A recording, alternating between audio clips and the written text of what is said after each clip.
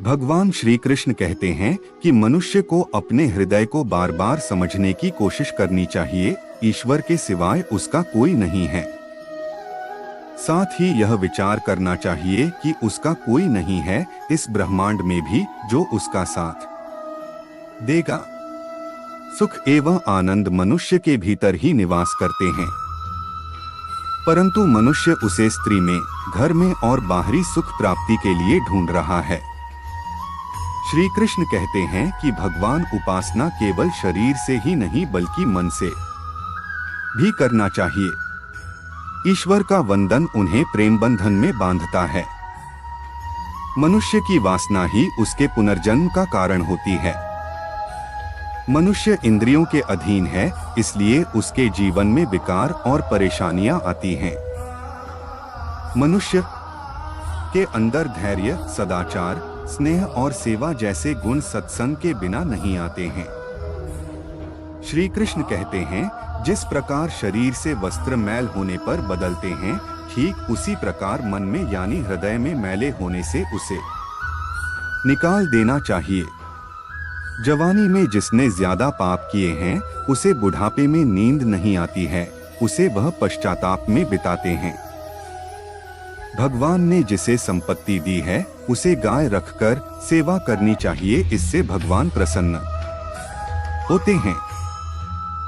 जुआ, मदिरापान, परस्त्री गमन, अनैतिक संबंध, हिंसा, असत्य, मद, आसक्ति और निर्दयता, इन सब में कलयुग का वास है, इसलिए इसका और एक नाम है घोर कलयुग। अधिकारी शिष्य को यानी जो ज्ञान प्राप्त करने में परिश्रम करते हैं, उसे अच्छा गुरु अवश्य मिलता है। भोग में क्षण भर के लिए सुख प्राप्त होता है, साथ ही त्याग में स्थायी आनंद है। श्री कृष्ण कहते हैं कि सत्संग ईश्वर की कृपा से मिलता है, परंतु कुसंगति में पड़ना मनुष्य के अपने ही विचारों के कारण होता है। लोभ और मोह माया किसी से अधिक लगाव पाप के माता पिता कहे जाते हैं। साथ ही लोभ पाप का बाप ही है।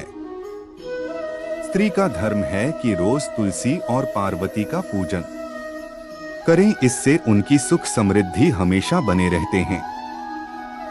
मनुष्य को अपने मन और बुद्धि पर हमेशा विश्वास नहीं करना चाहिए, क्योंकि ये बार बार मनुष्य को दगा देते हैं।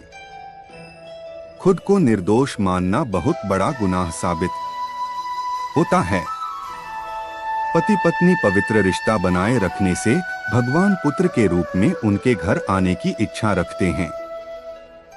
भगवान इन सभी कसौटियों पर कसकर जांच परख कर ही मनुष्य को अपनाते हैं। इसलिए मन में गलत विचार नहीं रखना चाहिए, सदैव आप किसी के साथ प्रेम भाव से रहना चाहिए।